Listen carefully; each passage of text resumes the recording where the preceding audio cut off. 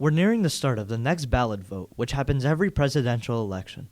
One of the questions on the ballot, question 2, is on the minds of students and teachers, as it asks whether MCAS should be eliminated as a graduation requirement for high school students. Yet, that begs the question, what would actually change if MCAS was eliminated as a graduation requirement? Before we get there, we need to know, what is the MCAS exam?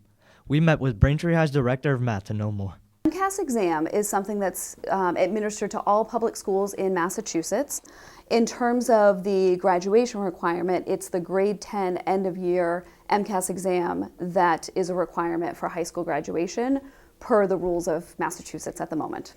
Some students believe that MCAS should not be a graduation requirement for numerous reasons. In terms of the MCAS, I honestly think that it should be removed from graduation requirements.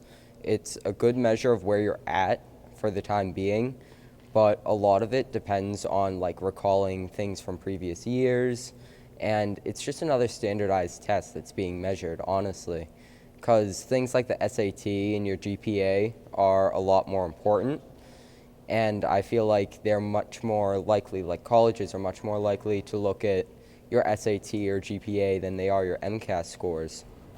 So it's honestly something that shouldn't be on graduation because it just stresses students out.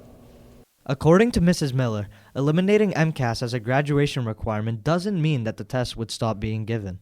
The ballot question is specifically asking about the graduation component requirement that is right now for Massachusetts. So if the ballot question goes through, we would still administer the MCAS exam. So as I had mentioned earlier, MCAS is given in grades 3 through 8 and also grade 10. All of those exams would still exist. Some students like this idea of administering MCAS even if it's eliminated as a graduation requirement. I think it should definitely be required for high school. I just don't think what you get on it should base whether or not you graduate or not.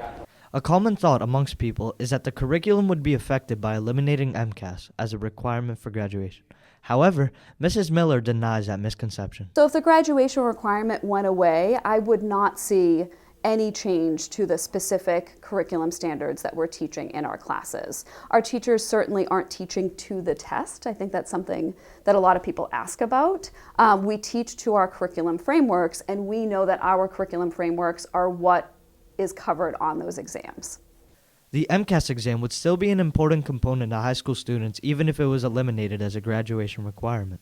Those scores would still have an impact on the different levels that school districts are given. It would come down to schools to make final decisions on whether they want new graduation requirements or not. The thing that would change is, the Braintree Public Schools would have to think about if they wanted to amend any of their graduation requirements. For mathematics, again, specifically, we have a 4-year passing graduation requirement for a math course in particular, and so those decisions would just go back to the local school district.